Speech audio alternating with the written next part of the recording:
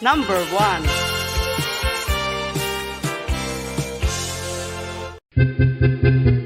San o ikaw ulihi nga nag-ilis ang sponge nga ginagamit mo sa paghugas sa mga kitchen utensils? Ang kitchen sponge mga kabombo, ang mas mahigko pa sa toilet. In fact, ginpahayag sang microbiologists nga ang mga butang nga ginagamit naton sa pagtilo sa mga dishes ang pinakahigko nga bagay sa balay. Sa isa ka pagtuon nga na-publish sa journal nga Scientific Reports, ang spongy bacterial colonies ang mas delikado sa aton ikaayong lawas. Bangod sini, ginarekomendar sa mga researchers nga dapat islan ang sponge kada semana. Ang kitchen ang lugar sa aton balay kung sa diin nagasugod ang mga new bacteria. Bangod sa human traffic kag food preparation. Bangod ang sponge ang masami nga warm, mabasa kag matrace ang old food. Ini ang ideal nga breeding ground para sa bacteria. Suno sa pagtuon, maayong idea nga tinluan ang sponge kada tapos gamit. Apang ginasuggest sa mga researchers nga regular nga islan ang kitchen sponge. Ang kitchen ang lugar sa aton balay kung sa diin nagasugod ang mga new bacteria. Bangod sa human traffic kag food preparation. Bangod ang sponge ang masami nga warm, mabasa, kag may trace ang old food. Ini ang ideal nga breeding ground sa para sa bacteria. Suno sa pagtuon, maayong idea nga tinluan ang sponge kada tapos gamit. Apang ginasuggest sa mga researchers nga regular nga islan ang kitchen sponge. Isa ka bala sa may hinuptanan nga ido, mangin responsable nga dog owner. Bilang nagapanag-iyas ang ido, siguraduhon nga ang mga ini ang regular nga nabakunahan batok sa rabies. Ipaidalom ini sa mandatory registration. Siguraduhon nga hindi ini manginlayaw o kon magsigilagaw o kon libot sa mga kalye o kon sa anuman nga mga public places. Imuman responsibilidad nga mapag-groom ang mga ini, matagaan sa bastante nga pagkaon kag shelter. Responsibilidad mo bilang pet owner nga gastuhan ang anuman nga gastuhon medikal sa tion nga makakagat ang imo ido. Rabies is preventable. Mangin responsable nga dog o kon pet owner.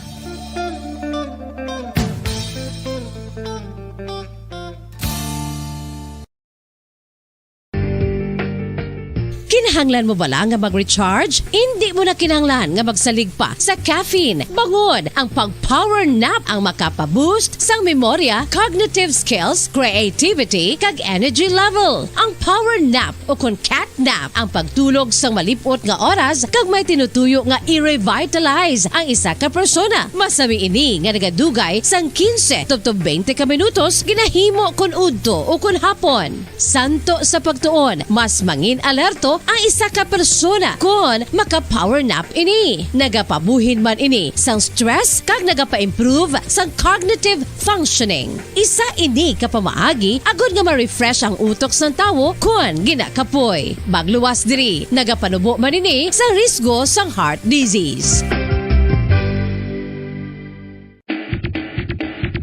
Mga kabombo, subong nga holiday season, madamo gid ang pagkaon apang ano bala ang dapat himuon kung may matabo sang suspected foodborne illnesses. Kung may matabo nga suspected foodborne illnesses, dapat i-preserve ang mga ebidensya.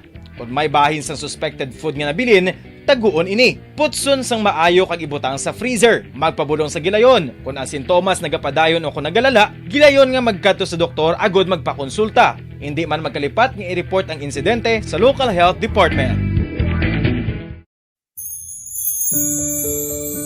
Ginhangkat man sang mga problema dala sang pandemya kag iban pa. Kita padayon nga magatindog, magabato sa anuman nga unos. Sa Pilipinas, ukon sa dinman nga bahin sang kalibutan.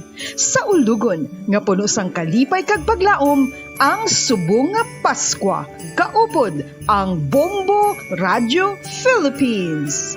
Merry Christmas, mga kabombo! Ini ang Bombo Radio Bacolod para sa pambansang radyo ng Pilipinas. Consistent, overall number 1 sa Bacolod. Basta Radio! Bombo!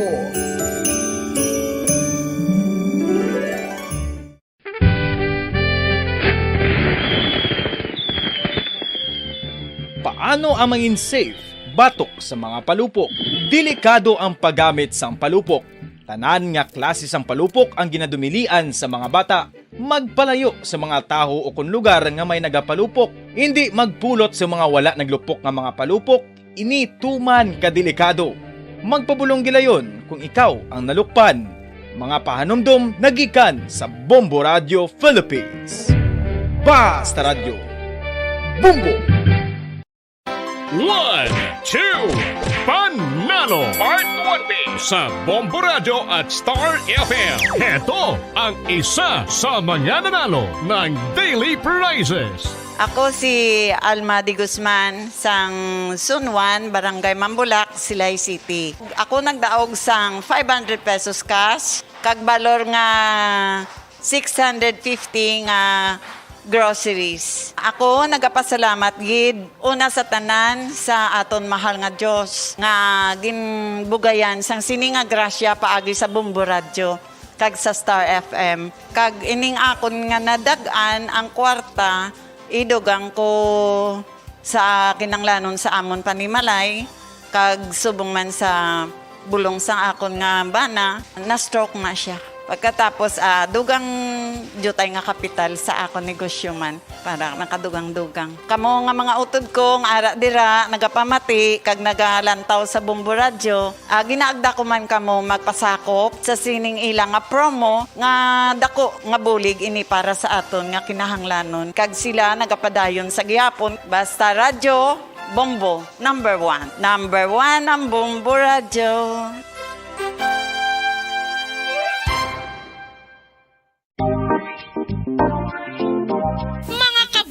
Nakahibalo-bala ka mo nga halos maghampak na sa 3 million ang natapikan sang COVID-19 sa Pilipinas. Mataas sa gihapon ang active cases sa bugos nga pungsod. Kag halos 50 mil na ang mga nagtaliwan bangod sa sini nga virus. Hindi magkumpiyansa. Depensahi ang kaugalingon kag ang imo mahal sa kabuhi. Magpabakuna na batok sa COVID-19. Pahanumdom nagikan sa Bombo Radio Bacolod. Basta Radio Bombo!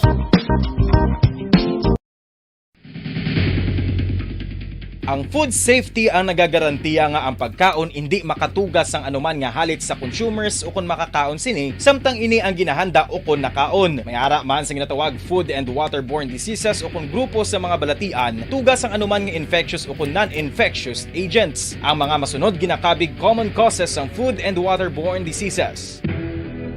Unsafe nga ginahalinan sa ginainom nga tubig, improper disposal of human waste, unhygienic practices, unsafe food handling, and preparation practices.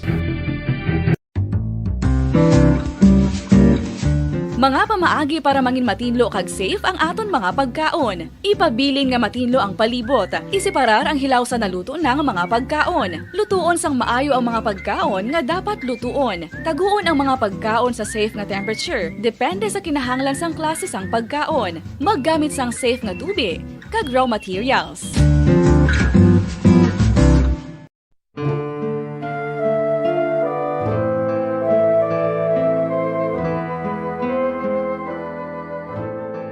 Pangamuyo para sa 2022 elections. Sa ngalan sang Amay, sang Anak, kag sang Espiritu Santo. Amen. O Diyos nga amon Amay, sa amon paghandom para sa maabot nga 2022 elections, nagasalig kami sa imo saad nga ipadala mo sa amon ang mga lideres nga nagatuman sang imo mga sugo kag may kinaugali nga nasanto sa imo tagi pusoon kag espiritu. Ginoong Jesus, hatagi sang inspirasyon ang tanan nga nagahandom nga magpungko sa pwesto. Agud sila mangin leader kag alagad nga magabutang sang kaayuhan sang kadaman, ilabi na ang mga kubos, mga maluya kag mga ginapigos, labaw sang sa ila personal nga interes. Tagdumala nga alagad nga nagahandom sa matudtud nga pag-alagad kag indi nga sila ang pag-aalagaran. Tagdumala nga alagad nga may integridad kag kaluoy para sa tanan. Ubalaan nga Espiritu Santo, sanagi ang amon mga huna-huna kag kasing-kasing, agud amon makita sang maathag ang mga kinahanglanon sang amon katawhan, ang mga promesa sang mga kandidato, kag ang ila ikasarang sa pagtuman sini tanan. Nga kami magpili sang husto nga lider, nga matuod nga magadumala kag mag-alagad, lider nga nagatuman sang imo sugo kag may kinaugali nga nasanto sa imo tagi pusoon kag espiritu, lider nga magahiusa kag magagiya sa amon sa pagpatigayon sang kayuhan sang tanan kag para sa imo bug-os nga kahimayaan. Amay, Anak, kag Espiritu Santo, Ikaw ang Diyos sang kabuhi kag paghigugma. Ang Ginoo sang tanan nga panahon, mag-upod ka unta sa amon sa siningtion nga nagahanda kami para sa palabuton nga eleksyon. Amen. Sa ngalan sang Amay, sang Anak, kag sang Espiritu Santo. Amen.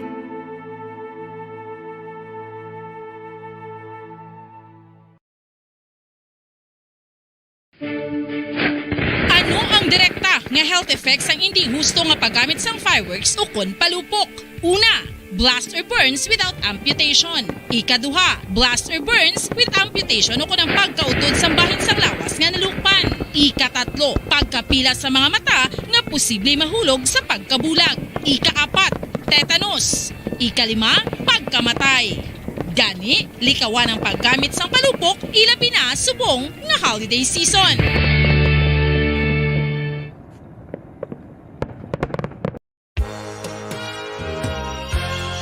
Yari na ang isa sa nakapabaylo kag nakabaton sang brand new radio set with AM and FM band. Kag cash, nagikan sa Bombo Radio Bacolod. Ako si Rowena Agravio, taga Istom 6, Mansilingan. Kagdala ko subo nga akon nga radyo, nahalin sa DYHB.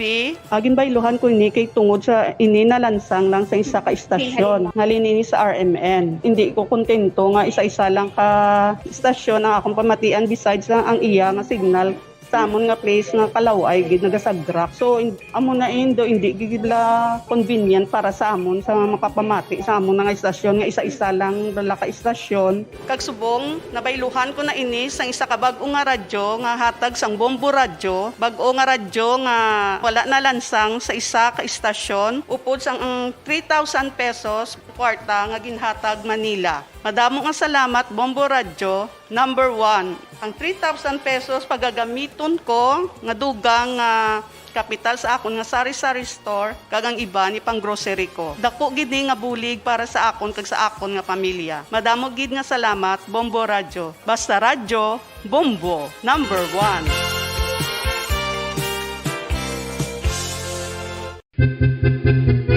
San o ikaw ulihi nga nag-ilis ang sponge nga ginagamit mo sa paghugas sa mga kitchen utensils? Ang kitchen sponge mga kabombo, ang mas mahigko pa sa toilet. In fact, ginpahayag sang microbiologists nga ang mga butang nga ginagamit naton sa pagtinlo sa mga dishes ang pinakahigko nga bagay sa balay. Sa isa ka pagtuon nga na-publish sa journal nga Scientific Reports, ang spongy bacterial colonies ang mas delikado sa aton ikaayong lawas. Bangod sini, ginarekomendar sa mga researchers nga dapat islan ang sponge kada simana. Ang kitchen ang lugar sa aton balay kung sa diin nagasugod ang mga new bacteria. Bangod sa human traffic kag food preparation. Bangod ang sponge ang masami nga warm, mabasa kag matrace ang old food. Ini ang ideal nga breeding ground para sa bacteria. Suno sa pagtuon, maayong idea nga tinluan ang sponge kada tapos gamit. Apang ginasuggest sa mga researchers nga regular nga islan ang kitchen sponge. Ang kitchen ang lugar sa aton balay kung sa diin nagasugod ang mga new bacteria. Bangod sa human traffic kag food preparation. Bangod ang sponge ang masami nga warm, mabasa, kag may trace ang old food. Ini ang ideal nga breeding ground sa para sa bacteria. Suno sa pagtuon, maayo nga idea nga tinluan ang sponge kada tapos gamit. Apang ginasuggest sa mga researchers nga regular nga islan ang kitchen sponge. Isa ka bala sa may hinuptanan nga ido, mangin responsable nga dog owner. Bilang nagapanag-iyas ang ido, siguraduhon nga ang mga ini ang regular nga nabakunahan batok sa rabies. Ipaidalom ini sa mandatory registration. Siguraduhon nga hindi ini manginlayaw o kon magsigilagaw o kon libot sa mga kalye o kon sa anuman nga mga public places. Imo man responsibilidad nga mapag-groom ang mga ini, matagaan sa bastante nga pagkaon kag shelter. Responsibilidad mo bilang pet owner nga gastuhan ang anuman nga gastuhon medikal sa tion nga makakag and Kabombo, we all would like to greet you. A Merry Christmas and a Happy New Year. Seen and heard. Now fully digitalized in Negros Occidental. This is Bombo Radio Bacolod. To all Star Nation and Kabombo, we all would like to greet you. A Merry Christmas, Merry Christmas. Bombo Radio Bacolod.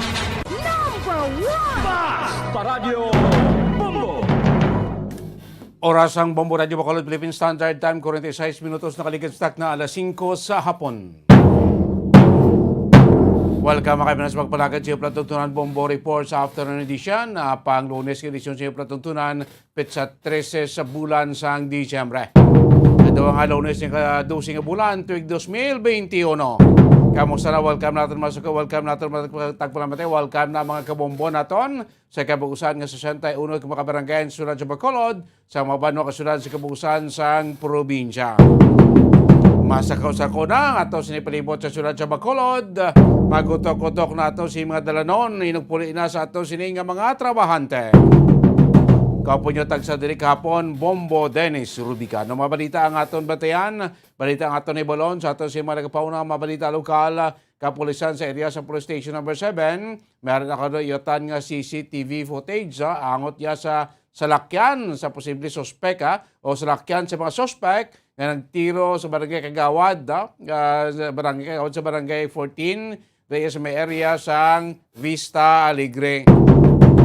Samtang isaman kita school driver, pilas na matapos sa gintiro man, dito sa may sudad sa Kabangkalan.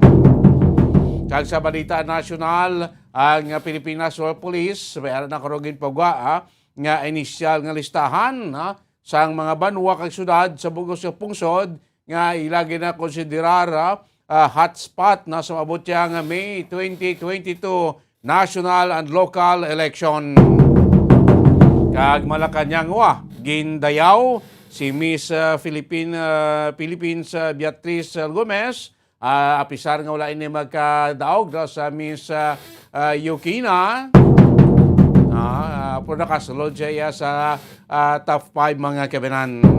Kag sa balita gikan sa luwas, ongoing karon ang rescue operation sining pag-collide, pag-bungwanay sa duwa ka mga cargo ship dito iya sa may Baltic Sea.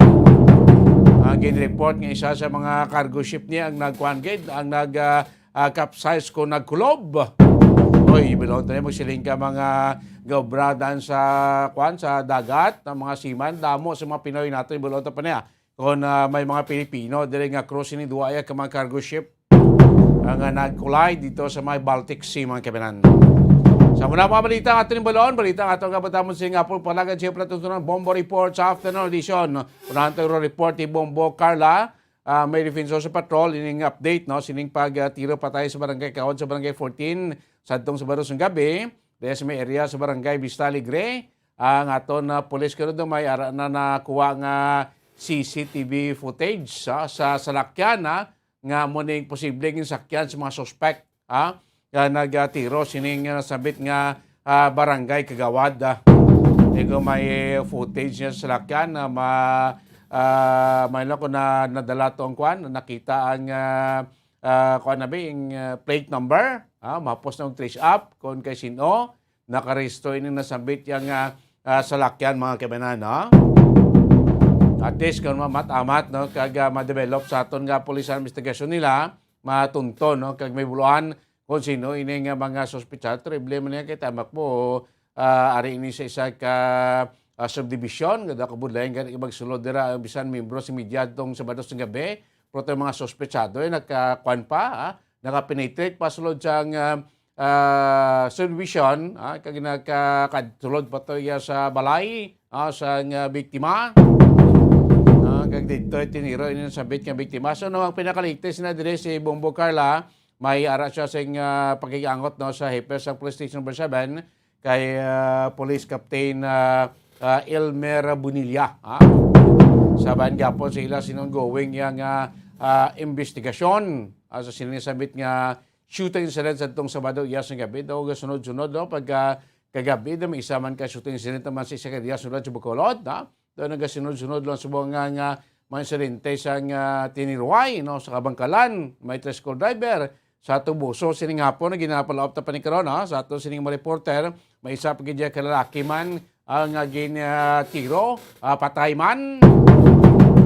Terrible daw, hindi mawadaan sing mga pag-insidente sa mga pag-paniro, diriya sa ato na sunod sa Bacolod, kag probinsya sa Negros Occidental.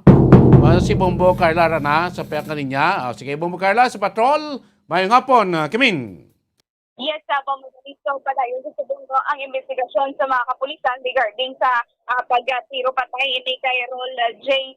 Martir Bombo Dennis sa Lumina Subdivision, Barangay Busta, Alegre, Bombo Dennis. So sa subong may-ari ini sila nga nakuha nga CCTV Bombo Dennis na kung sa tiin may nakita ini sila nga salakyan nga Toyota Corolla nga color blue kung diin nagatugma man sa ginpahayag sa Iloy nga mo ini ang getaway vehicle sa mga sospetsado Bombo Dennis. So sa rason na wala pa gid subong nga matulid kung ano gid ang matulid nga rason no kung ano ang rason kung sa pagpatay kay Martir Bombo Dennis kanong rason no. So sa subong nga mo pala nila sila nga sa ila nga investigasyon kag ginal madali nga base pala personal grudge Bombo Dennis o kung may ara pagin sa madalom nga rason kung nga agin na tiro patay ini nga kagawad sang barangay 14 Bombo Dennis. So Bombo Dennis may-ari kita diri pahayag no agikan kay Police Captain Elmer Bonilla.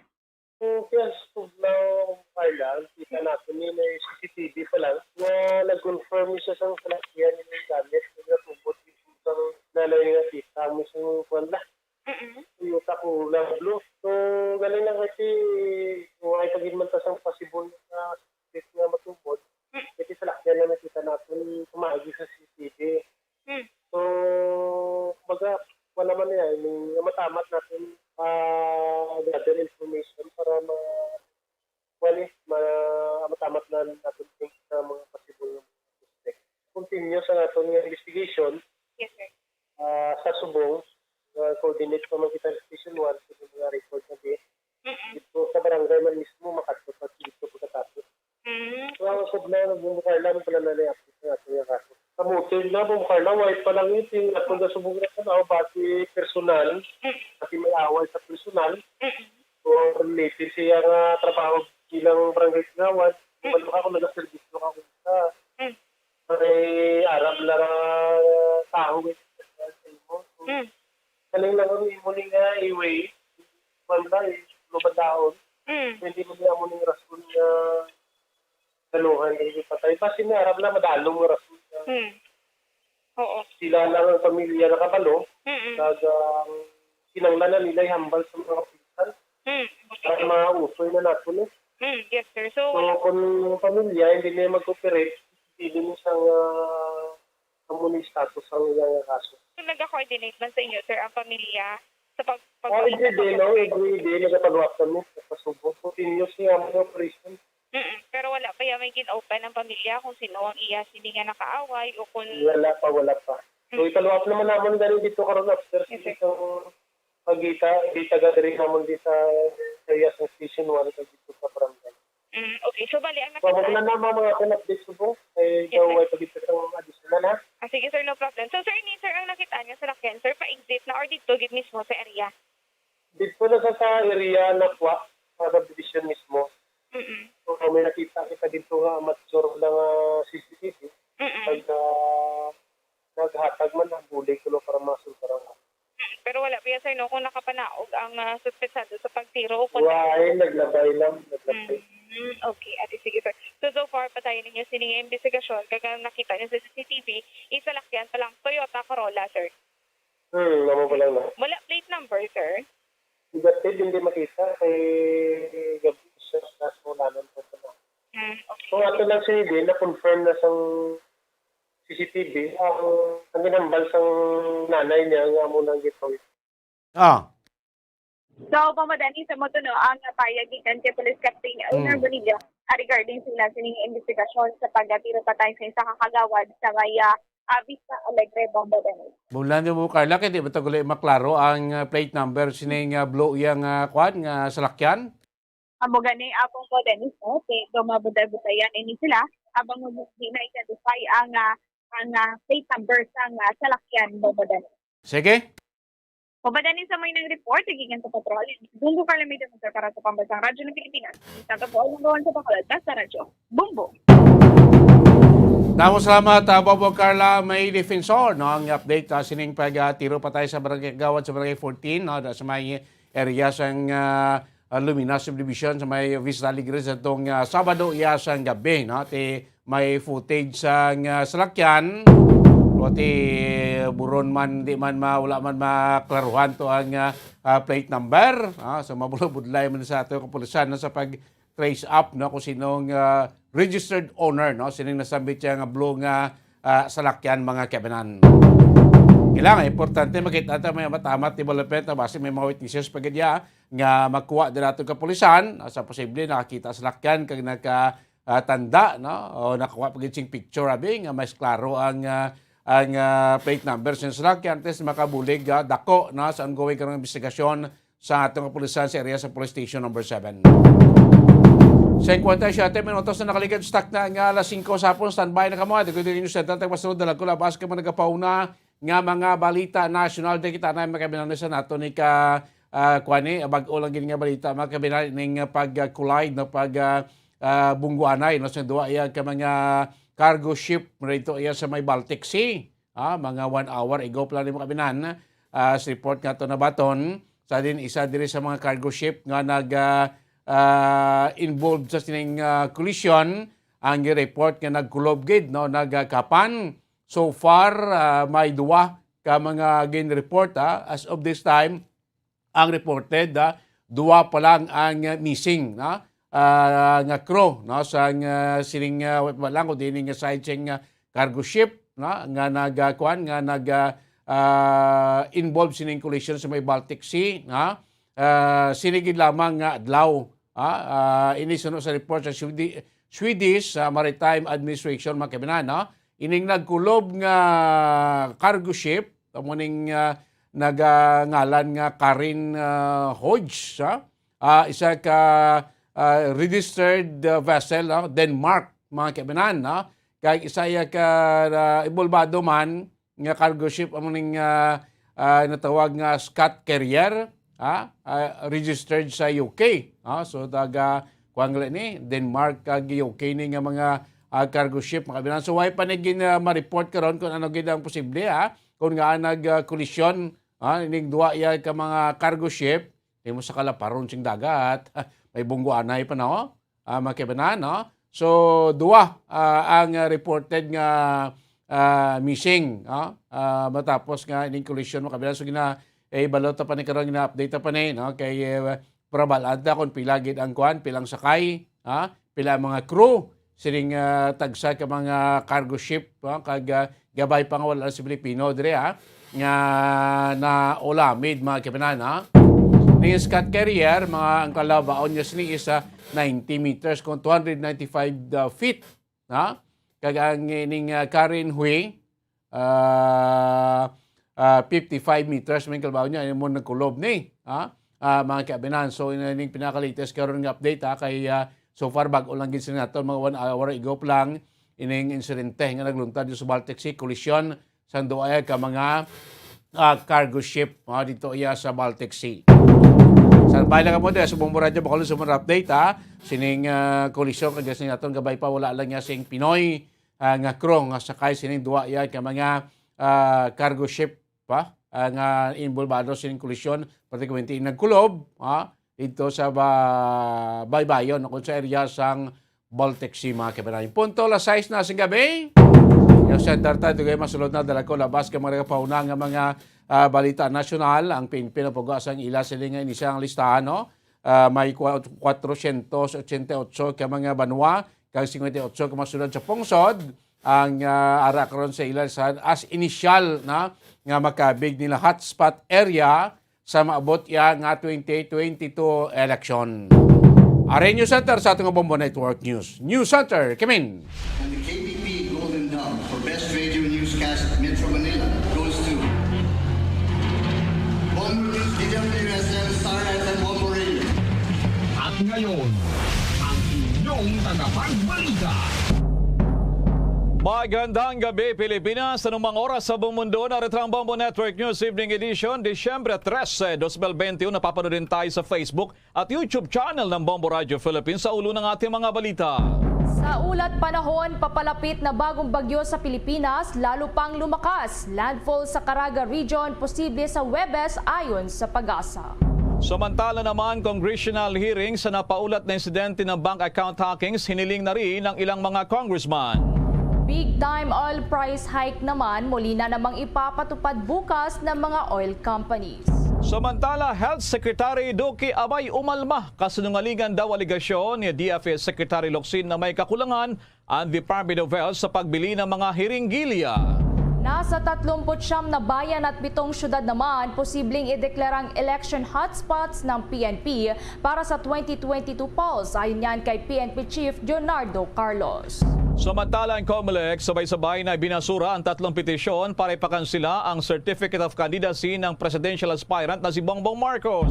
Sa international news naman, halos 100 katao sa isang factory sa estado ng Kentucky ang natagpuan na matapos matabunan sa pananalasa ng buhawi. 8 kumpirmadong patay habang 8 pa ang pinaghahanap. Sa sports balita naman, 51 points ni Kevin Durant usap-usapan matapos basagin ang ilang record sa NBA kasunod ng panalo ng Brooklyn Nets laban naman sa Detroit Pistons kanina. Sa entertainment news naman, mga Pinay na naging Miss Universe title holders, proud kahit bigo si Beatriz Gomez na masungkit ang corona ngayong taon. Mula sa Bombo News Center Makati, ako po ang inyong anchorman, si Bombil Maracol. At ako naman si Bombo Everly Rico. At ngayon sa detalye ng ating mga balita. Mga kabombo kay Star Nation, ilang minuto pa lamang nakakalipas, naramdaman sa ilang bahagi ng Luzon, lalo dito sa Metro Manila, itong bahagyang pag-ianig. At natukoy na raw ng Feebox kung saan ang sentro na naturang pagyanig. May mga detalye si Bombo Dennis Samito. Tukoy na nga Bombo Elmar at asahan pa yung mga aftershocks kasunod ng 5.3 magnitude na lindol sa ilang bahagi ng Batangas at Metro Manila nitong hapon lamang. Ayon nga kay Feebox Director Renato Solidum, naramdaman ito bandang alas 5:12 ng hapon. Ang epicenter ng pagyanig ay sa layon 24 na kilometro sa timog kanluran niya ng Kalatagan, Batangas.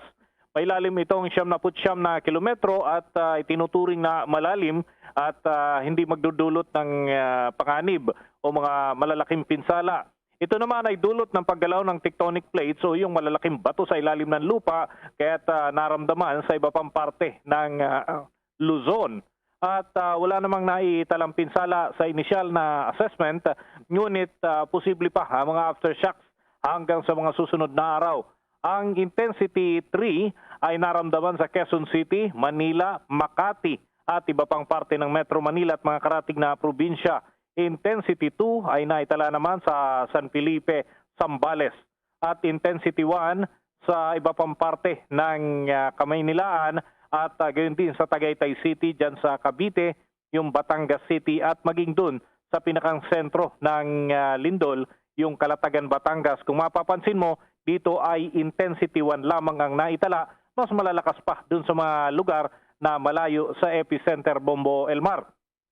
Gayunman ay pinapayuhan ng Feebox ang publiko na maging maingat pa rin sa kabila ng mahina lamang naman yung naramdaman sa malaking parte ng Luzon, dulot pa rin ng naturang lindol. Bombo Elmar? Bombo Dennis, meron pa bang maasahan na aftershocks after itong 5.3 magnitude na lindol bago mag-alas 6 ngayong gabi, Bombo Dennis? Well, sunod-sunod pa ang inaasahan na aftershocks sa Bombo Elmar. Pero hindi na ito gaanong ramdam dahil yung base ng, kumbaga yung barometer dito sa lakas nito, yung intensity 3, yan na yung pinakamalakas so far. Ibig sabihin, yung mga susunod na pagyanig, yung mga aftershocks na related dito ay mas mababa na yan. It's either intensity 2 or 1 at halos hindi naramdam ng tao yung intensity 1 na pagyanig. Lalo na doon sa mga lugar na busy naman ang kalagayan o maraming paggalaw ng mga tao, so hindi na masyadong pansin. Lalo na doon sa mga lugar na maraming sasakyan na nagdaraan, hindi na ito mararamdaman halos sa Bombo Elmar. Dito tayo sa News Center, 4th floor tayo, pero ramdam natin ang Bombo Dennis. How much more siguro doon sa mga lugar sa mga high-rise building, Bombo Dennis, sa lungsod ng Makati, lugar ng Taguig, iba pa mga lugar sa Metro Manila, Bombo Dennis? Well, iyan na nga yung pinapansin dito ng NDRRMC, may mga naglabasan doon sa mga gusali, pero ito'y minimal naman, Bombo Elmar, lalo't hindi naman nagtatagal ang ganyang pagyanig.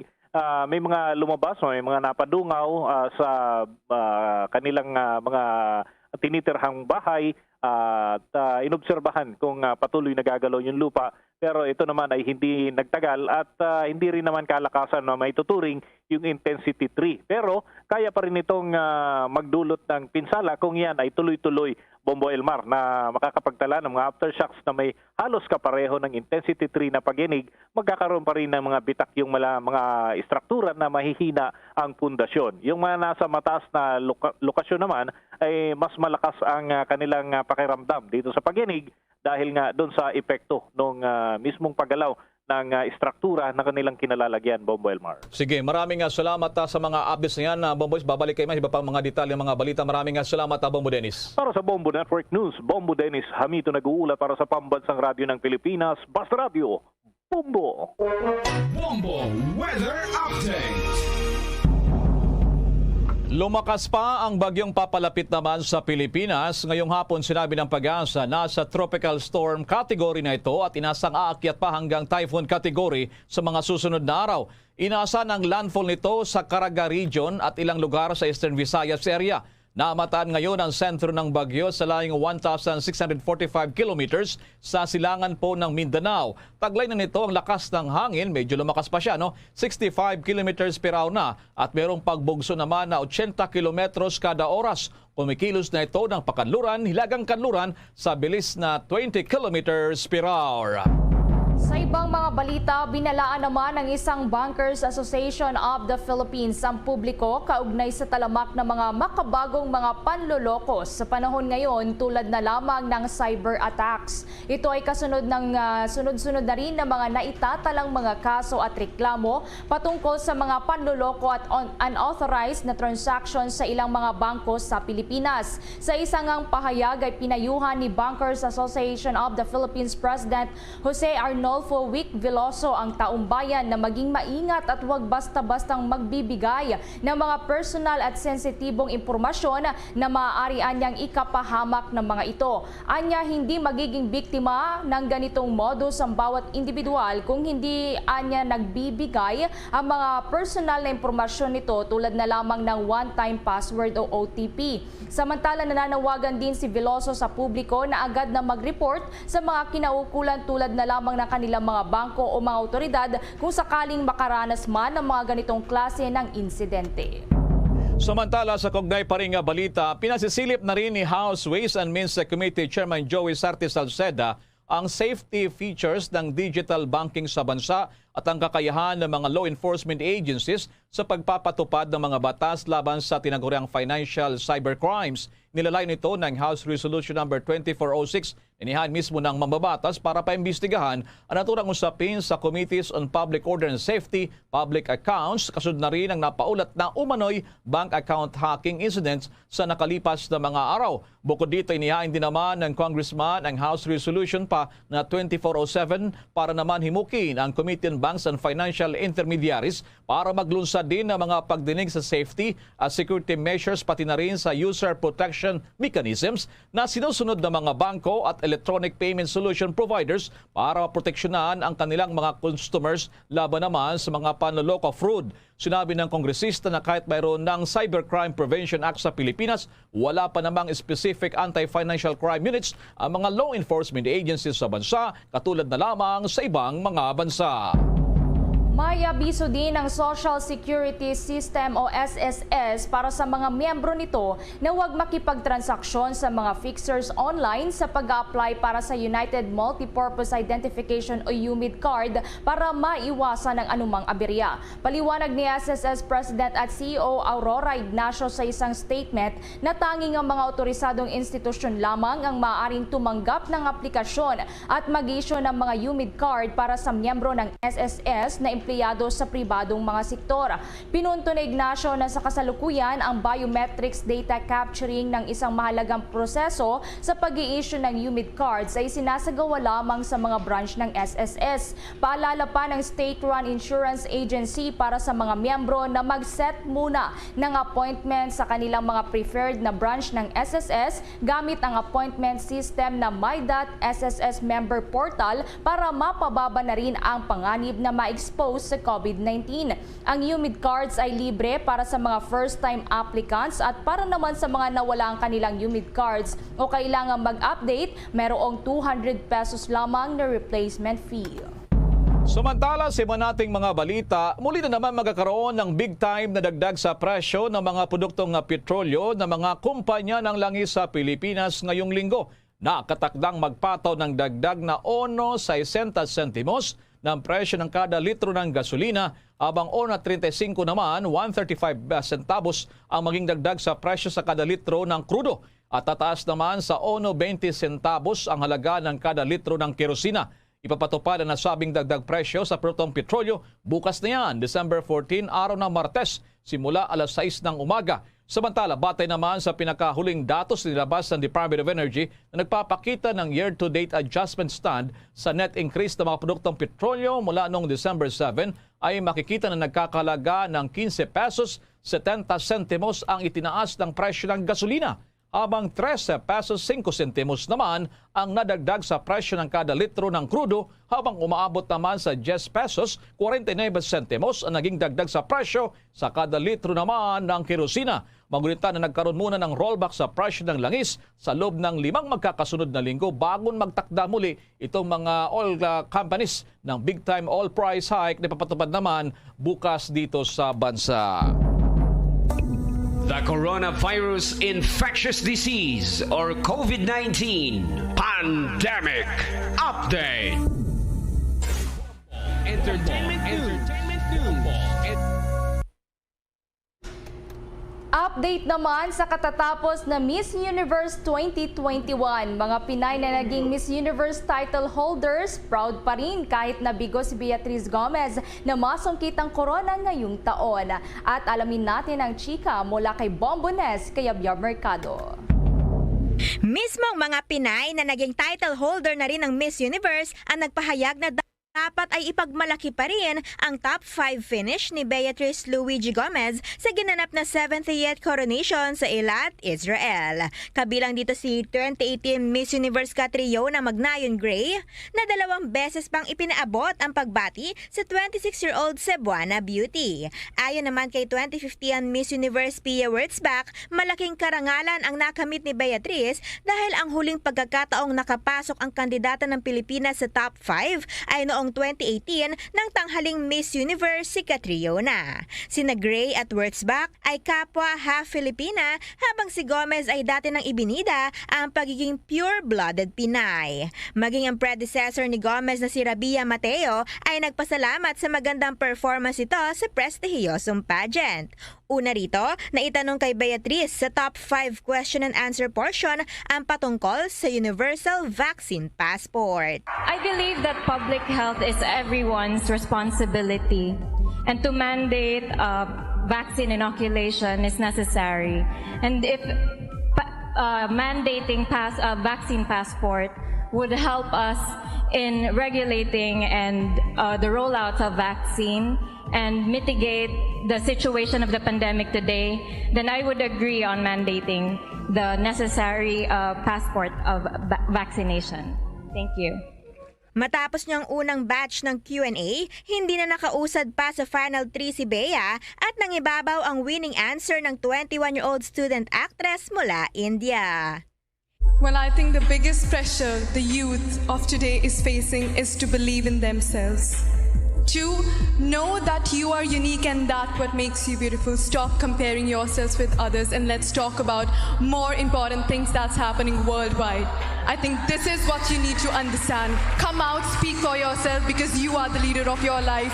You are the voice of your own. I believed in myself and that's why I'm standing here today. Thank you. Iginawad naman ang pagiging second runner-up sa Miss South Africa at first runner-up ang Miss Paraguay. Yan ang latest chika. Ito si Bonbon Nes kay Abiab Mercado nag-uulat para sa Pambansang Radyo ng Pilipinas, Basta Radio, Bombo! Isa rin sa mga naging agaw pansin sa 70th Miss Universe coronation ang eksenang meet and greet ng pambato ng Pilipinas na si Beatriz Luigi Gomez at actress na si Marian Rivera. Kung maalala, nagtapos sa top 5 si Beatriz habang kabilang sa panel of judges naman si Marian. Matapos ang prestigyosong event, nagkaharap ang dalawang Pinay at bakas ang personal na pagbati ni Marian kay Beatriz. Mabilis na kumalat sa internet naman ang kanilang larawan na magkahawak ng kamay at magkayakap. Sinasabing magkakaroon ng dinner party ang lahat ng 80 kandidata sa Israel bago sila magsialisan ng Tel Aviv bukas, December 14. Samantala sa kaugnay pa ring balita, mga Pinoy naman sa bansang Israel, abay lang ito mga OFW, ay proud pa rin sa naabot ng pambato ng Pilipinas sa katatapos lamang na Miss Universe. At may nakong impormasyon dito ang Star FM Cebu. Proud pa rin ang mga Pinoy sa bansang Israel kahit pa man hindi nasungkit ng pambato ng Pilipinas na si Beatriz Luigi Gomez ang corona sa ginanap na coronation ng 70th Miss Universe. Sa eksklusibong panayam ng Star FM Cebu kay Julie Ann Valdez, Pinay nurse mula sa bansang Israel, sinabi nitong masaya pa rin siya sa naabot ng Cebuana Beauty. Hindi pa madali ang nasabing kompetisyon, lalo na't mga magagaling din ang ibang kandidata. Ibinahagi pa ni Valdez na sinakripisyo niya ang kanyang tulong para lang panuorin ang pageant at bilang pagsuporta na rin kay Gomez. Kahit pa man hindi ito nakapasok sa top 3, masaya pa rin naman ang mga Pinoy fans na umabot ito sa top 5. 3 hours, hindi na ako natulog hanggang kahit na hindi siya nakapasok ng top 3, at least nagawa naman niya yung best niya na makapasok sa top 5. Sa ginanap na coronation, itinanghal na Miss Universe 2021 si Miss India Harna Zandu, first runner-up naman si Nadia Ferrara ng Paraguay, habang second runner-up sila Lala Maswain ng South Africa. At yan ang report mula rito sa himpilan ng 95.5 Star FM Cebu para sa Bombo Network News. Star DJ Sophie Ember nag-uulat para sa pambansang radyo ng Pilipinas at #1 radio network in the country, Basta Radyo. Bombo! Sa iba pang mga balita, pumalag naman si Health Secretary Francisco Duque III sa ginawang akusasyon ni Foreign Affairs Secretary Teodoro Locsin Jr. laban sa Department of Health. Tinawag ni Duque na very unfair ang naging akusasyon ni Locsin hinggil sa umano'y kakulangan ng Department of Health sa pagbili ng mga syringe na gagamitin sa COVID-19 vaccination program ng Pilipinas. Wala rin anya itong basihan, gayong mismong ang kumpanya na ng kanilang katransaksyon ang umatras mismo sa deal. Ayon kay Duque, nais ng kumpanyang procurement na makibahagi sa bidding na 50 million pesos or piraso ng 0.5 milliliter na auto-disable syringes pero umatras matapos na makumpirma sa kagawaran na ang approved budget sa kontratang ito ay nasa 119.5 million pesos lamang. Ibig sabihin ay ang halagang ito ay nasa 2 million o nasa 2 pesos o nasa katumbas yan ng 4 cents ng US dollar lamang ang presyo na itinakda ng Pilipinas sa bawat bibilhing hiringgilya. Sinabi naman ni Duque na umapila pa ang kumpanya kung maaaring madagdagan ang pondo para sa kontrata gayong hindi nila kakayanin ang pricing na itinakda dito. May tuturing na illegal anya kung baguhin pa nila ang presyo na itinakda ng bids ang awards committee dahil lamang sa hindi kaya ng isang bidder ang presyong nakatakda sa kontrata. Samantala naman sa ibang balita, habang nalalapit itong halalan sa ating bansa, meron na daw mga lugar sa bansa ang natukoy na ng PNP na tinaguriang election hotspots. Yan, iba pang mga balita mula naman sa Campo Crame, nandoon si Bombo Analy Soberano. Mahigpit na minomonitor ngayon ng PNP ang mga lugar na posibleng pagmulan ng kaguluhan sa darating na halalan. Ayon kay PNP Director for Intelligence, Brigadier General Michael John Dubria, base sa kanilang datos, may 39 na mga bayan at 7 lungsod silang binabantayan sa bansa. Galing ang mga ito sa Region 2, Region 3, Region 5, Region 6 at ang Bangsamoro Autonomous Region in Muslim Mindanao. Sinabi naman ni Dubria na may apat kategorya para sa pagtukoy sa hotspots sa eleksyon. Ito ay ang green, yellow, orange at red. Green ang pinakamababang kategorya habang ang red ang pinakamataas. Kasama sa qualifier ng PNP para magdeklarang hotspot ang isang lugar ay ang mga insidente ng karahasan, political rivalry, presensya ng mga armadong grupo na pwedeng manggulo. Sa ngayon, isinasapinal na ng PNP ang listahan nito hinggil nga sa mga election hotspots areas. Pakinggan natin si PNP Directorate for Intelligence, Brigadier General Michael John Dubria.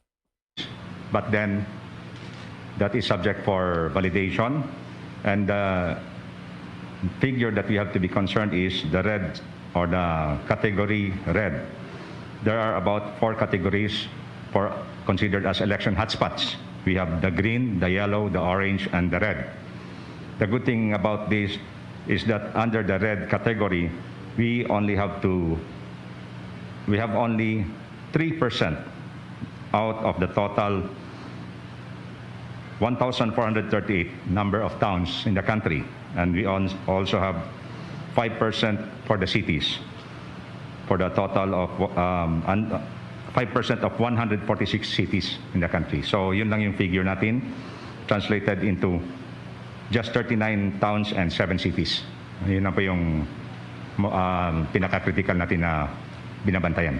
Actually, the regions, for the category, meron po, varied po ang ating regions. We have the region 2, 3, 5, 6, and the more numbers are registered under BARMM. Tiniyak naman ni PNP Chief General Jonardo Carlos na kanilang i-maximize ang deployment ng mga tauhan ngayong halalan.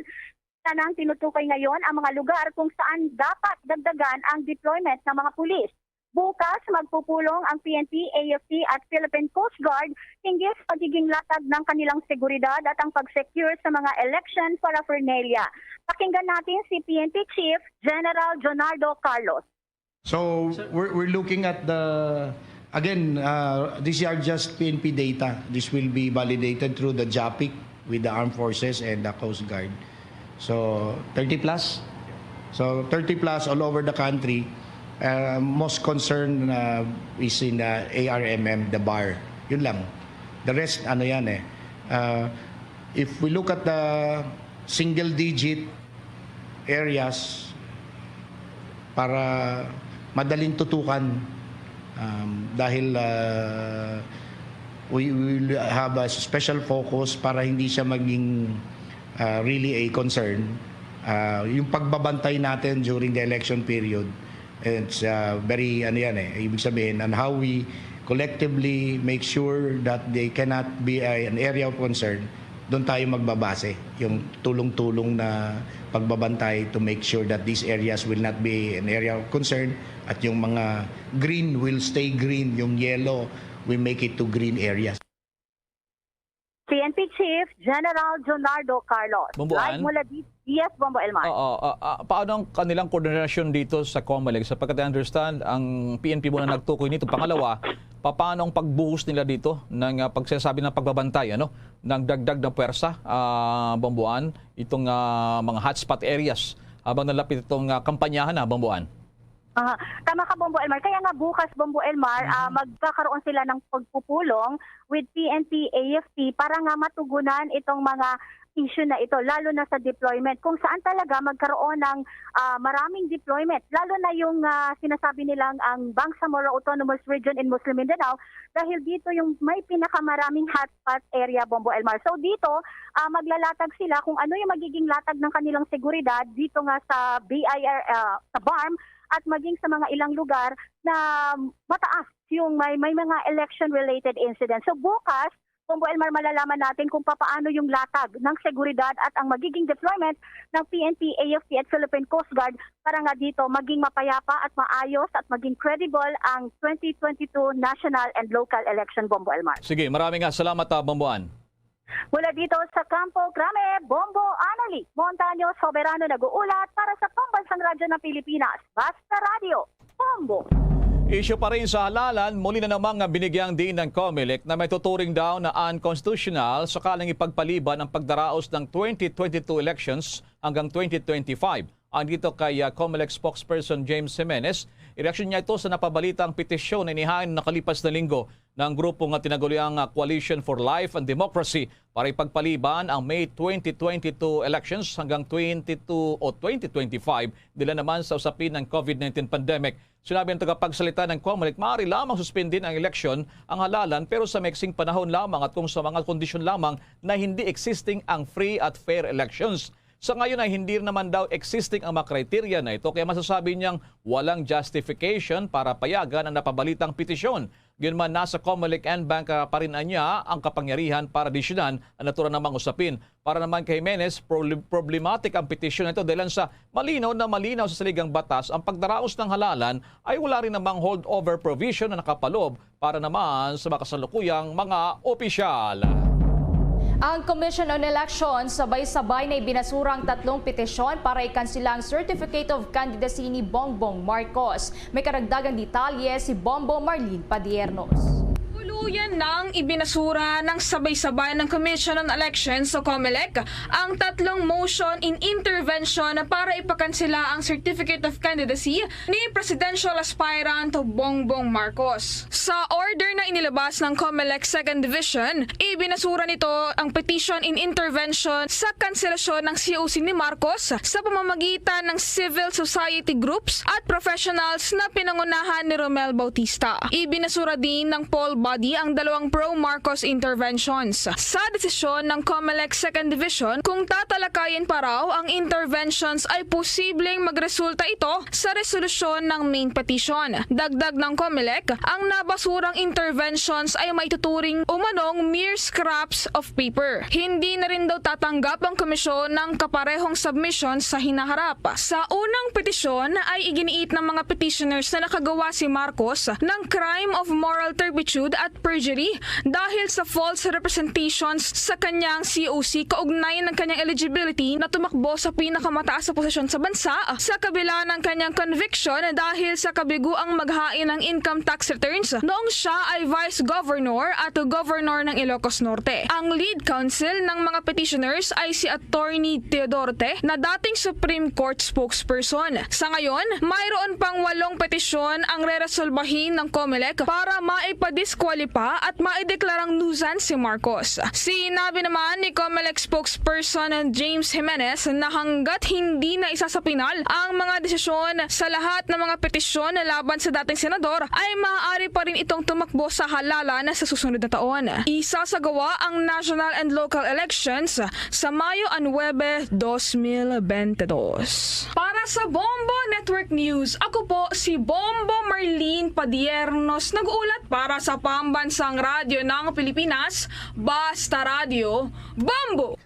Samantala sa politika pa rin, agad umani ng ilang reaksyon sa mga presidential aspirants ang naging pahayag ng COMELEC na makikipagtulungan sila sa mga kilalang social media platforms para sa verifikasyon sa mga accounts ng mga kandidato o kakandidatos darating na halalan. Ito ang kinumpirma ni COMELEC spokesperson James Jimenez sa kanyang naunang pahayag matapos na sabihin nito na makikipagtulungan ang komisyon sa YouTube upang ma-verify ang opisyal na mga YouTube channels ng mga kandidato sa gaganaping national at local elections sunod na taon. Aniya, kasalukuyan nakikipagtulungan ang komisyon sa Facebook, yung Twitter, yung Google na kapwa mga parent company ng YouTube. Paliwanag pa ng tagapagsalita ng komisyon, hindi nakikita ng COMELEC na nasabing hakbang ay inequitable o hindi patas. Halip ay makakatulong pa niya ito upang makapagbigay sa publiko na mapagkakatiwalang source ng impormasyon.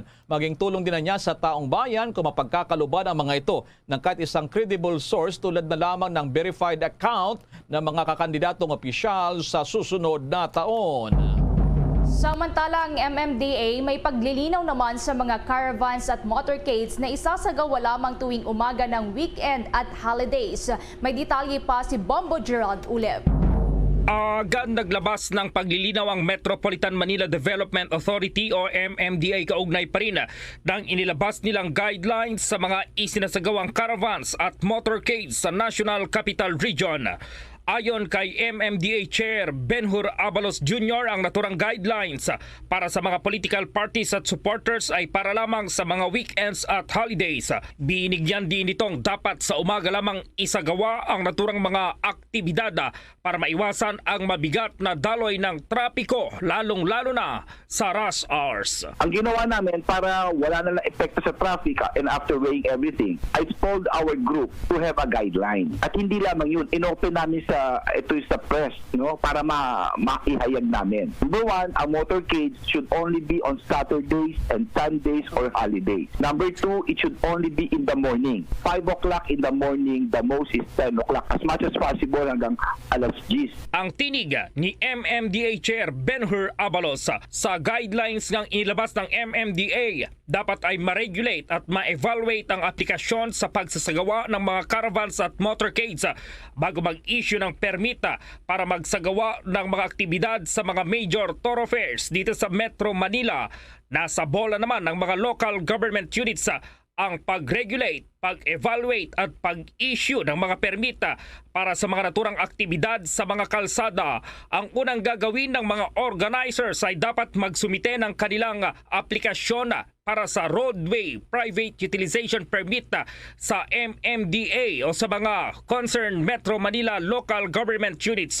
Dapat nakalagay dito ang pangalan ng event, maging itong organisasyon, petsa kasama ang oras, ang kanilang ruta, estimated na bilang ng mga motor vehicles na lalahok, itong program of activities at iba pang mahalagang detalye kaugnay ng naturang motorcade o caravan. Pagkatapos nito ay i-evaluate naman ng MMDA o itong mga LGUs sa loob ng Metro Manila ang aplikasyon, saka mag-i-issue ng roadway private utilization permit at saka magtatalaga ng traffic management plan at magsasagawa rin dapat ng public information at awareness campaign itong mga organizers para sa dahilan ng naturang aktibidad.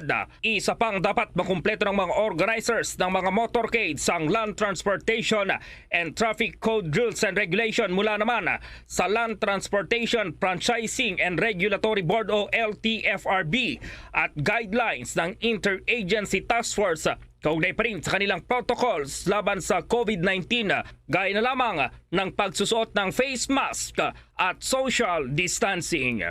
Para sa Bombo Network News, Bombo Gerald B. Ulep para sa Pambansang Radyo ng Pilipinas, Basta Radio, Bombo! The Coronavirus Infectious Disease or COVID-19 Pandemic Update. Naitala ngayong araw ng Department of Health ang ikatlo sa pinakamababang bilang ng mga bagong dinapuan ng COVID-19 ngayong taong 2021 matapos na makapagtala nga ng 360 na karagdagang kaso. Sa kabuuan, ang mga tinamaan ng virus sa Pilipinas mula noong nakalipas na taon ay umakyat pa sa 2.8 million mahigit. Ang mga aktibong kaso naman ay nasa 11,083 na lamang na siyang pinakabababa mula noong buwan naman ng Mayo ng nakalipas na taon. Samantala, mayroon namang mga naitalang 519 na mga bagong gumaling. Ang mga nakarecover na sa virus sa Pilipinas ay umaabot na sa 2,775,379, habang meron namang mga nadagdag na 61 na mga pasyente na pumanaw. Ang death toll sa Pilipinas, bunsod pa rin yan ng COVID-19, nasa 50,341 na mga kabombo. Habang mayroong 5 laboratorio naman ang hindi nakapagsumiti ng datos ng COVID-19 Document Repository System ng Department of Health. Samantala, kuha man tayo ng follow-up report sa hakbang ng kumpanyang Pfizer na humihingi ng pahintulot para sa paggamit na rin ng kanilang vaccine na iturok doon po naman bilang bakuna sa mga bata laban pa rin sa COVID-19. May mga detalye pa niyan si Bombo Jane Buna. Iniulat ni Food and Drug Administration Director General Eric Domingo na nasa 90.7% ang vaccine efficacy ng Pfizer sa mga batang may edad 5 hanggang 11 anyos. Naghain ng aplikasyon ng Pfizer noong Disyembre 8 nitong taon. Anya, naipasa na ito sa mga eksperto sa bakuna para sa gagawing pagsusuri. Sa ngayon, yung nakita ko, nasilip ko lang ng mabilisan yung clinical trial data na sinabit nila, at ang nakikita natin is about a little more than 90%, 90.7% yung kanyang vaccine efficacy sa children 5 to 11. Totoo, nag-apply na sila right before mag-holiday nung December 8. No? Ito yung for children 5 to 11 years old, and late last week na-forward na rin po ito sa ating mga vaccine experts para sa kanilang evaluation. Ipinaliwanag ni Domingo na 2 doses pa rin ang paggamit sa bakuna habang initial schedule nito ay may pagitan na 3 hanggang 4 na linggo. Idinagdag niya ang bakuna sa mRNA ay higit sa 90% na epektibo sa pagprotekta sa mga bata laban sa COVID-19. Kung maaprobahan para gamitin sa mga bata, ito ay ibibigay sa mas maliit na halaga kumpara sa ibang formulation. Yung mRNA, yung active ingredient, pareho yon, no? It's identical. Kaya lang, dahil syempre pag bata, mas maliit yung amounts na kailangan, yung preparation nag-iiba din, pati yung concentration ng preparation. So hindi po siya yung adult, yung ginagamit sa adult, tapos kokontian lamang ang amount na i-inject, ano? Kundi it's a different formulation, iba po yung concentration per ml na gagawin dun sa mga pambata, at iba rin po yung amount na i-inject sa mga batang maliliit. Well, ganito rin ang in-apply sa atin, ano? So sa US, ginagamit na rin siya sa Europe, sa Canada, at ito nga sa Australia. So ginagamit po siya as 2 doses. Ang initial schedule po ay 3 weeks apart, no? Of course, titingnan po ito ng ating 3 to 4 weeks apart. Titingnan po ng ating vaccine experts at sila po yung magsasabi sa atin kung ano yung magiging schedule. Sa ngayon, pinag-aaralan pa ng eksperto sa pangkalusugan ang interval sa bakunahan ng mga ito. Well, yun kasi tinitingnan natin dahil during the early clinical trials, ginagawa talaga natin yung medyo magkalapit, no? Para po matigil agad ang transmission at saka magka-protection agad. So yung data na sinabit sa atin, titingnan po yan ng experts natin para mapili kung ano yung pinakamaganda sa atin na interval, kung 3 weeks ba, 4 weeks, or 8 weeks. Parang katulad po ng mga bakuna dati, like yung AstraZeneca, nung una pinayagan natin ng 4 weeks, and then later nakita natin na mas maganda kung 8 to 12 weeks after. So continuing po talaga ang evaluation, and as we get more data, doon po natin ibabasa yung magiging final recommendation po. Sa datos ng clinical trial ng Pfizer, ay wala silang nakikitang very unusual o signals of very severe adverse event. Ang primary concern po natin, lalo na as children get younger, no, and smaller, is yung safety. Before the efficacy, yun po muna ang safety at tinitingnan ng ating po mga eksperto dyan bago natin payagan. So far, yung clinical trial data, wala naman pong nakikita, no, na very unusual or tinatawag nating signals of very severe na mga adverse events. Kundi karamihan na nakita rin sa mga trials ay mga mild, no, katulad din po ng naramdaman sa ibang mga bakuna na ibinibigay sa mga bata. So ito po, titingnan natin to during the evaluation, and of course pag sakali naman na i-roll out natin, continuous din po talaga ang monitoring. Dahil under EUA, talaga pong kasama po talaga noon maigting na pagbabantay to make sure lamang na kung merong mga unusual tayo na nakikita, ay nakuhuli po natin agad. Para sa Bombo Network News, ito si Bombo Jane Buna nagulat para sa Pambansang Radyo ng Pilipinas, Basta Radio. Bombo! Abangan mamaya sa ating international news, ang malaking balita pa rin sa Estados Unidos kung saan serye ng pananalasan ng mga buhawi, kung saan nga ilang estado nga rito ang apektado. Pero bago ang balitang yan, samantala muna sa mga paalala. Dunkin' Delivery po! Dunkin' Delivery po! Dunkin' Delivery po! Dunkin' Delivery po! Yes, may Dunkin' Coffee! May Dunkin' Coffee! May Dunkin' Coffee! May Dunkin' Coffee! Ganyan ang Dunkin' D Coffee Box! 4 cups agad of signature Dunkin' hot or iced coffee, hot choco or hot choco java in 1 grab-and-go carton. Bukas, Choco Java naman! Choco Java naman! Choco Java naman! Choco Java naman! Para 4 cups agad, Dunkin' D Coffee Box! At ngayon, sa pagpapatuloy ng iba pang pangunahing mga balita.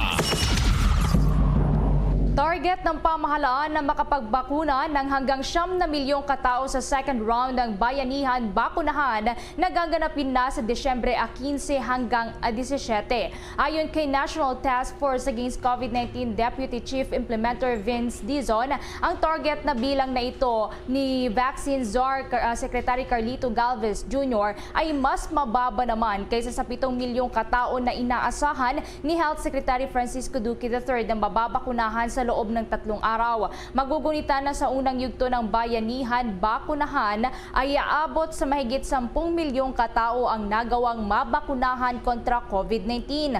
Ngayong papalapit na ang second round nito, tiniyak ni Dizon na mayroon pa ring sapat na supply ng bakuna at hiringgilya ang bansa para sa naturang aktibidad. Prioridad anya nila sa pagkakataon na ito ang mga tatanggap ng second dose ng COVID-19 vaccines.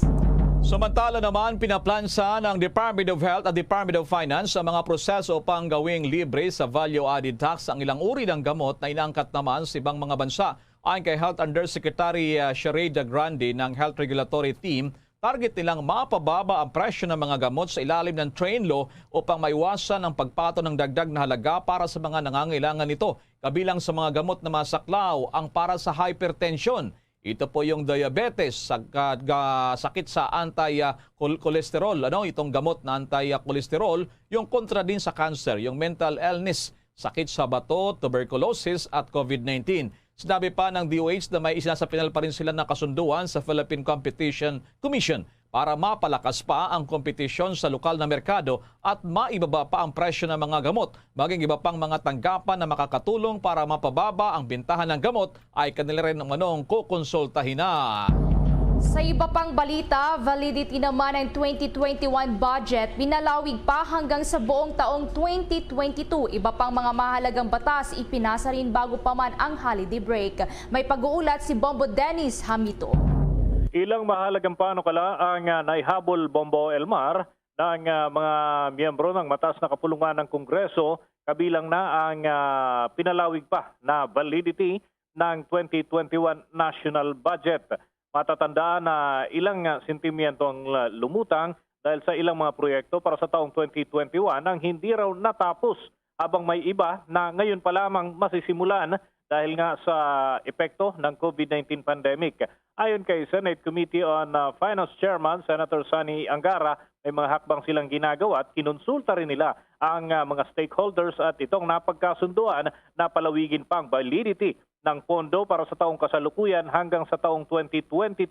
Ibig sabihin, hanggang Disyembre ng susunod na taon ay magagamit pa rin ang mga nabinbin na pondo ng ating bansa at ng iba't ibang mga ahensya ng gobyerno upang maging kapaki-pakinabang para sa mga proyekto na hindi natapos.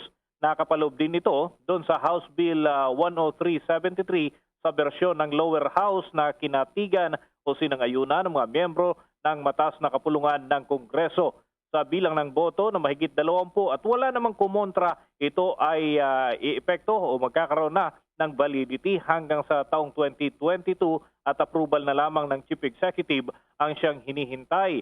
At maliban dyan, Bombo Elmar, yung issue ng Solo Parents Welfare Act of 2020 ay ito rin ay naisalang doon sa final reading at extended na yon. Mas maraming benepisyo ang nakapaloob at 22 yung mga senador na bumoto ng pabor at wala ring kumontra sa naturang panukalang batas. Maliban dyan, may iba pang mga inihahabol na panukala ang mga miyembro ng kapulungan upang kahit magkaroon ng break para sa holiday ay magampanan nila ang kanilang mga trabaho at bahala na ang Pangulong Rodrigo Duterte kung kailan malalagdaan ang naturang mga aprobadong panukalang batas. Balita mula sa Senado, Bombo Dennis Hamito nag-uulat para sa Pambansang Radyo ng Pilipinas, Bas Radio, Bombo. Oras sa buong bansa, 43 minutos na po nakalipas ng alas 6 ng gabi. Ang oras po sa atin ng Dunkin Donuts, ang pasalubong ng bayan. Samantala sa patuloy pa natin mga balita, sapat ang supply naman ng COVID-19 vaccines para sa nalapit na ikalawang National Vaccination Day. Ito naman ang pagitiyak nitong si Deputy Chief Implementer Vince Dizon at hindi lamang daw sa bakuna kontra COVID-19 ang sapat ng supply, kundi maging yung mga gamitin ng mga syringe na para naman sa Disyembre 15 hanggang 17 na nakatakda itong 3 araw na bayanihan bakunahan. Iginit pa ni Secretary Dizon, ang solusyon lamang daw para magtuloy-tuloy pa rin itong naranasang mababang bilang ng mga natatalang COVID-19 ay kapag may maraming tao pa ang makapagbakuna. Sa unang bahagi kasi ng bayanihan, bakunahan, na isinagawa noong Nobyembre 29, na gawang makapagbakuna ang pamahalaan ng mahigit 10 milyon nating mga kababayan. Sinabi ni Secretary Dizon, ang prioridad nila ngayon sa second round ng National Vaccination Drive ay ang mga tatanggap ng second dose. Target din dito ng pamahalaan na makapagbakuna ng nasa 7 milyon. Ito'y ayon na rin sa sang-ayon din itong si Health Secretary Francisco Duque III. Pero noon narito sinabi Secretary Dizon na sa kanilang pagtaya ay posibleng umabot pa sila na 9 milyon nating mga kababayan na posibleng mabakunahan. Iniulat naman ng Octa Research Group sa kabuuan na nanatiling nasa very low risk ang buong Metro Manila. Ang mga bagong COVID-19 cases kada araw sa NCR ay nasa average lamang na 91 na mga kaso mula December 6 hanggang 12. Bumaba naman ang incidence o average daily attack rate nito na nasa less than 1 o nasa 0.64 kada araw sa bawat 100,000 populasyon. Ang reproduction number naman ng rehiyon na panatili sa very low na 0.39 habang ang bilang naman ng mga nagpupositibo sa virus ay nasa 0.9% lamang. Sa mga local government units naman sa Metro Manila, umaabot na sa 12 mga lungsod sa National Capital Region, kabilang na dyan ang bayan ng Pateros ang nasa very low risk ng COVID-19. Ayon kay Octa Research Fellow Dr. Guido David, nakabilang dito ang lungsod ng Caloocan, Las Piñas, Mandaluyong, Parañaque, Marikina, Pasig, Navotas, Valenzuela, San Juan, Manila, Pasay at Taguig. Ang nalalabing mga lokal na pamahalaan naman gaya ng Muntinlupa, Quezon City, Malabon at Makati ay nasa low risk na sa COVID-19 kung saan pumapalo na lamang sa 30% ang kanilang mga healthcare utilization rate at nakita din na ang pagbaba ng 7-day average ng COVID-19 cases sa Metro Manila ng hanggang 1,000 na lamang sa unang pagkakataon yan mula noong Marso 22 hanggang 28 sa nakalipas na taon. Samantala, alamin muna natin itong tinatawag daw ng mga high-level visits sa pagitan ng mga top official ng Pilipinas at Amerika sa mga susunod na taon. May detalye pa si Bombo Raymond Tinasa. Bombo Elmar, Bombo Ever, muling pinagtibay ng Estados Unidos at Pilipinas ang matagal ng alyansa at tatakdang magsagawa ng high-level meetings sa unang bahagi ng 2022. Batay sa statement ng Department of Foreign Affairs, nangyari ito sa meeting noong nakaraang Disyembre 11 sa pagitan ni DFS Secretary Teodoro Locsin Jr. at U.S. Undersecretary of State for Political Affairs Victoria Nuland sa sidelines ng G7 ministerial meetings sa Liverpool, United Kingdom noong nakaraang December 10 hanggang December 12. Sinabi ni Locsin, ikinagagalak ito ang katiyakan ng US na patuloy nilang ituturing ng Pilipinas bilang crucial ally sa rehiyon at nakahanda suportahan ang bansa sakali magkaroon ng armed attack sa ating armed forces, public vessels o aircraft sa Pasipiko. Tinalakay din daw ng dalawang opisyal ang mga susunod na akbang para mapalakas pa ang alyansa ng dalawang bansa, gayon din ang kooperasyon sa konteksto ng ASEAN at ng United Nations sa pagtugon sa mga naglalabasang mga hamon. Kabilang dito ang preparasyon para sa Special US-ASEAN Summit na balak ng US na maging host sa Enero. Gayun din mga arrangement para sa high-level visits and meetings sa first half ng 2022 gaya ng 2+2 ministerial dialogue na unang pinagkasunduan ng mga defense at foreign secretaries ng dalawang bansa. Kasabay nito ay kinilala naman ni Locsin ang Estados Unidos sa tagumpay nitong mag-host ng virtual Summit for Democracy noong nakarang linggo kung saan ay dumalo si Pangulong Duterte na nagbigay pa ng kanyang intervention. Para sa Bombo Network News, Bombo Raymond Tinasa nagulat para sa pambansang radyo ng Pilipinas, Basta Radyo. Bombo! Bombo Raymond, iba yung tanong ko dyan sa report mo, kung mayroon ba talk to the people, mamayang gabi mag-address ba ang Pangulong Duterte, Bombo Raymond, at meeting ng IATF? How's that, Bombo Raymond? Well, nakantabi tayo, wala pang advice, Bombo Elmar, kung tuloy o hindi tuloy yung kanyang inaasahan natin na talk to the people at meeting sa IATF. So wala, wait and see. Baka mamaya pa sila magbigay ng advice sa schedule ni Pangulong Duterte, Bombo Elmar. Sige, maraming salamat si Bombo Raymond Tinasa. Ang kita naman ng PAGCOR mula sa Philippine Offshore Gaming Operations o POGO bumagsak ng 45% kumpara naman sa income noong taong 2020. May detalye si Bombo Dave Vincent Passi. Halos kalahati ng kinita noong 2020 ang ibinagsak ng income ng PAGCOR mula naman sa mga Philippine Offshore Gaming Operations o POGOs hanggang noong November 2021. Sa kanilang presentation sa House Committee on Ways and Means, sinabi ni PAGCOR Senior Regulatory Officer Joseph Lobo na ang koleksyon ng kanilang ahensya mula sa mga POGOs hanggang noong November 30, 2021 ay papalo lamang sa 2.8 billion pesos. Ito ay 45% na mas mababa kung ikukumpara naman sa 5.2 billion pesos na kinita ng PAGCOR mula sa mga POGOs noong Enero hanggang November 2020. Sa ngayon, 39 ang bilang ng mga POGOs na mayroong lisensya pero 27 lamang dito ang operational. Bumababa rin aniya ang employment sa mga POGOs na mula sa 50,259 na mga manggagawa noong 2020 ay naging 31,816 na lamang ngayong 2021. Noong Oktubre, sinabi ng Department of Finance na aabot daw sa 76.2 billion pesos ang inaasahan nilang kikitain ng pamahalaan sa full implementation ng batas na magbubuwis sa POGOs sa mga susunod na 2 taon. Bombo Davidson, Pasit, nag-uulat para sa Pambansang Radyo ng Pilipinas. Basta Radio, Bombo! Sa puntong ito, akyat po na tayo ng Baguio City. Good news doon sa mga nagbabalak na kasama sa kanilang magiging bakasyon ang lugar ng Baguio City. Abay, dadagdagan pa nila daw doon, itaas pa itong kanilang limit sana sa mga paakyating mga turista. At nasa linya ngayon ang Bombo Radio Baguio. Kumusta ngayon dyan, Bombo Radio Baguio? Pinag-aaralan na ng lokal na pamahalaan ng Baguio ang posibilidad na pag ng tourist capacity ng lungsod kasabay ng kasalukuyang holiday season. Ayon kay Baguio Mayor Benjamin Magalong, tinitignan kung pwedeng madagdagan muli ang 1,000 ang kasalukuyang 4,000 o 4,000 na daily limit sa bilang ng mga turistang pinapayagang makapasok ng lungsod. Ayon sa kanya, posibleng ang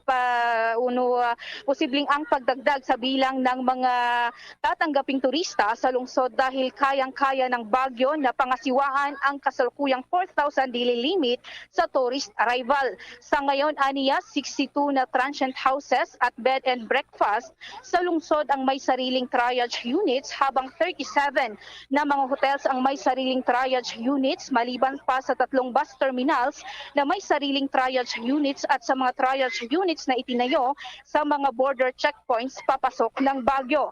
Uobserbahan ngayong linggo ang sitwasyon ng triage area sa lungsod at kung okay ang sitwasyon sa mga ito, ay itataas ng 5,000 ang daily limit na papayagang turista dito sa Baguio. Inaasahan naman ng lokal na pamahalaan ng lungsod na mas marami pang turista ang aakyat sa Baguio para sa Christmas at New Year holidays. Kinakailangan lamang na mag-register at mag-schedule ng pagbisita dito sa Baguio ang interesadong turista sa pamamagitan ng Baguio Visita website at ipakita sa border checkpoints ang kanilang travel documents gaya ng vaccination card at QR coded tourist pass o QTP.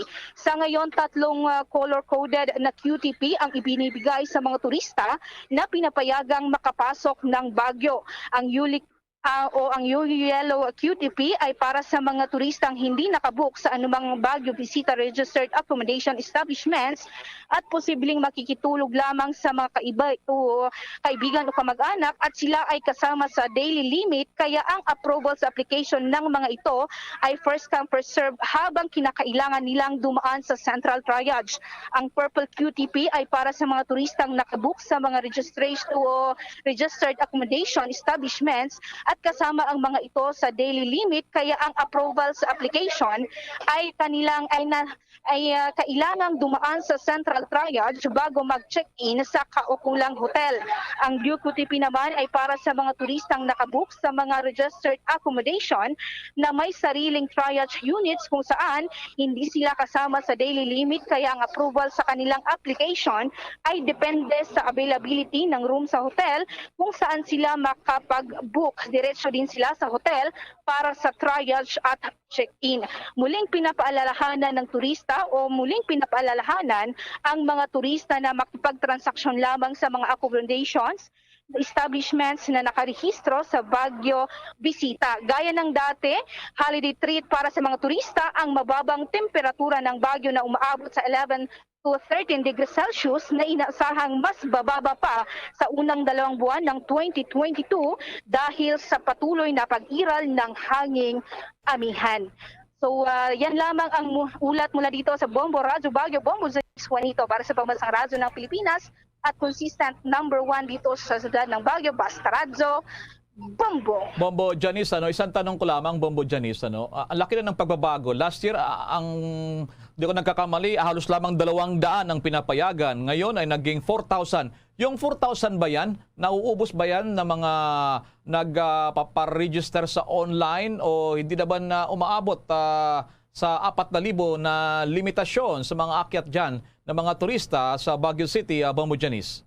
How's that? Yes, Bombo Elmar, sa kasalukuyan inoobserbahan na ang 4,000 na limit na binigay ng Baguio ay napupuno ito sa mga araw na nakaraan. So dahil sa mga request din ng mga turista ay posibleng dadagdagan pa ng 1,000 ang mga turista na aakyat at maging 5,000 ito sa isang araw, Bombo Elmar. Sige.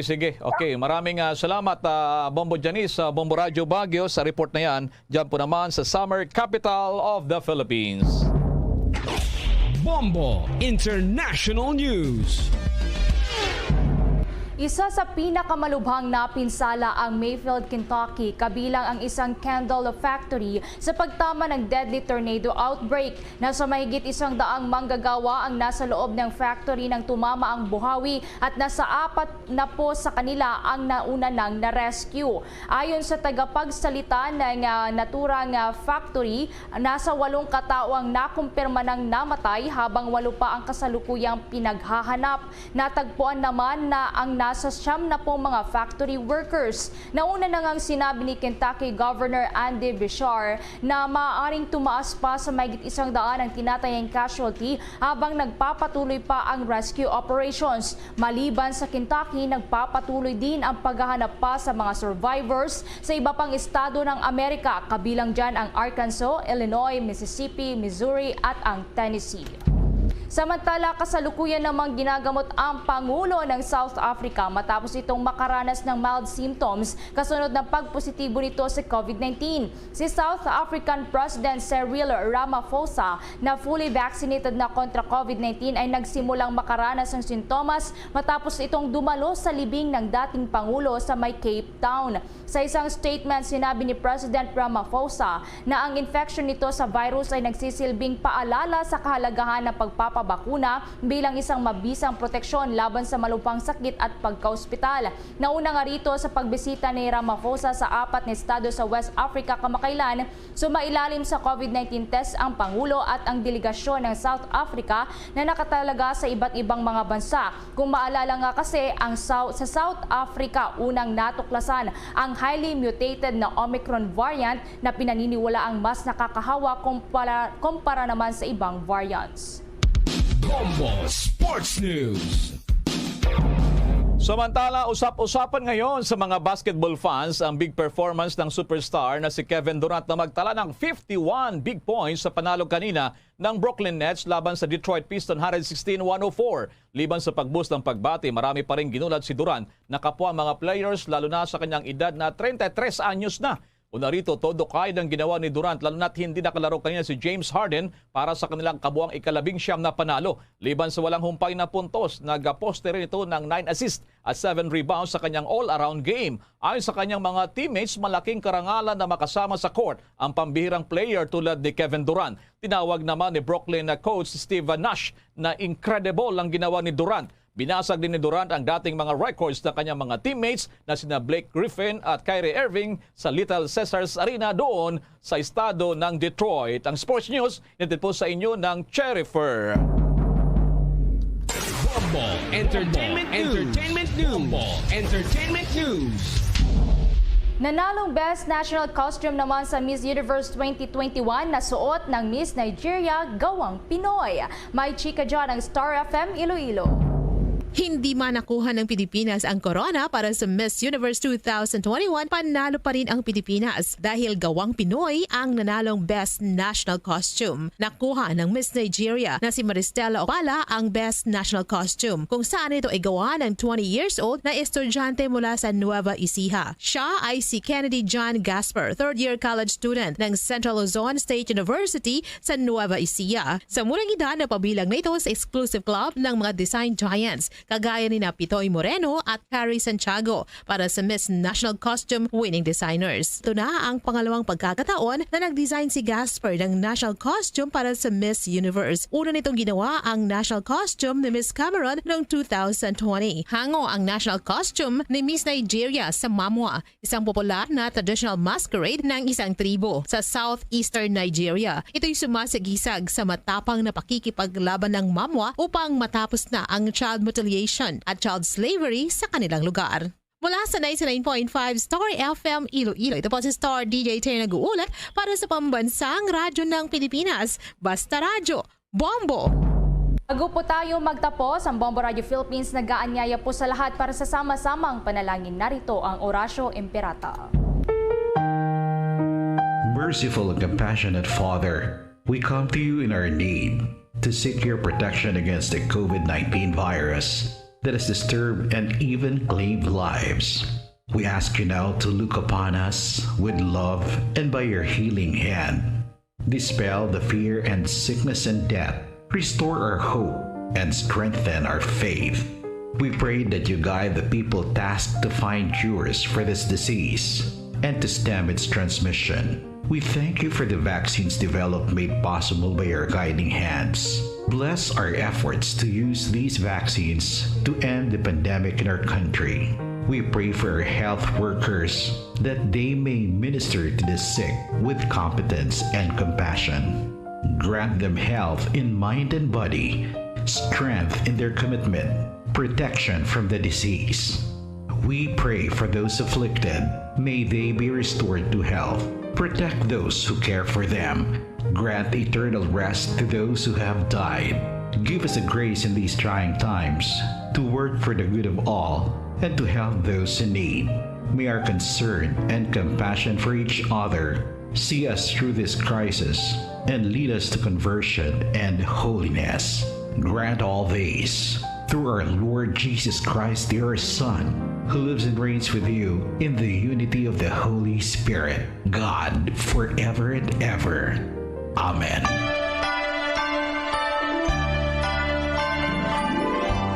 Mga kabombo, ka-Star Nation, 12 araw na lamang po bago sumapit ang Pasko. At live nationwide, worldwide, via satellite mula sa Bombo News Center Makati, kami po ang inyong mga tagapaghatid balita. Ako si Bombo Everly Rico. Ako naman si Bombo El Maracol para sa Pambansang Radyo ng Pilipinas, Basta Radyo, Bombo! At sumainyo ang kalipunan ng maiinit at pangunahing mga balita sa Bombo Network News. Hatid sa inyo ng Pambansang Radyo ng Pilipinas, Bombo Radio Philippines. Basta Radyo Bombo!